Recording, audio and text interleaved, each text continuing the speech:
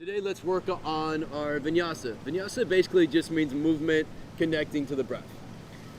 When we talk about it within the practice, a lot of times you're going to hear your instructor say go through your Vinyasa, and when they use that, they're usually referring to three poses that are combined together. The three poses that we're talking about are downward facing dog, Chaturanga, and up dog.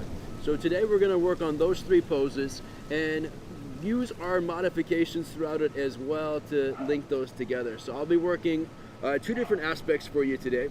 One on how to modify these poses, and two, how to advance these poses. So we're going to all start together in downward facing dog. So from downward dog, fingers spread wide. To find the perfect dog, you're going to start in plank pose. So I have my wrists, my elbows, my shoulders stacked, my legs are fully extended back. Hands and feet stay where they're at, but I take my body and shift it back. Again, hands stay where they're at, feet stay where they're at. If I need to modify my downward facing dog, I'm going to bend my knees. As you bend the knees, you're going to notice the chest should be able to pull back a bit further.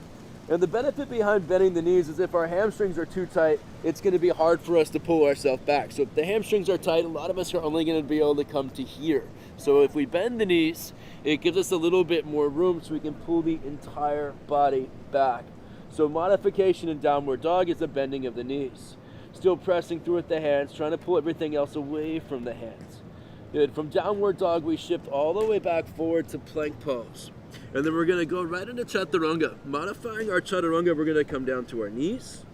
And then we're going to bend the elbows, lowering down chest and chin towards the floor.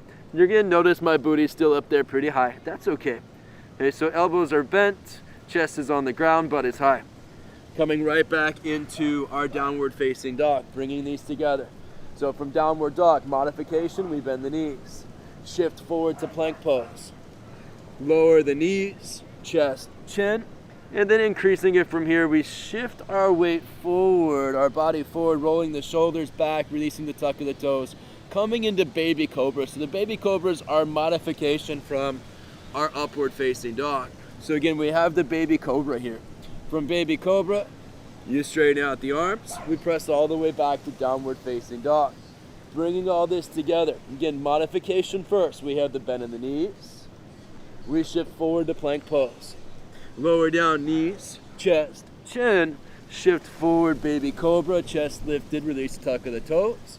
And then we press on back to downward facing dog. Okay, so that's the modified route. To work the more advanced route, we have the arms straight, the legs straight, sit bones lifted. We shift forward to plank pose. Instead of lowering down to the knees, we bend the elbows and lower right into Chaturanga. From Chaturanga, we shift ourselves forward, coming all the way up into upward facing dog. Shoulders back, biceps point forward, chest pulls forward, crown of the head pulls up towards the sky. Another inhale. Exhale, press back, downward facing dog. So bringing that together with the breath. Inhale, shift forward to plank pose. Exhale, lower halfway, Chaturanga. Inhale, up dog, heart forward, chest up. Exhale, downward facing dog.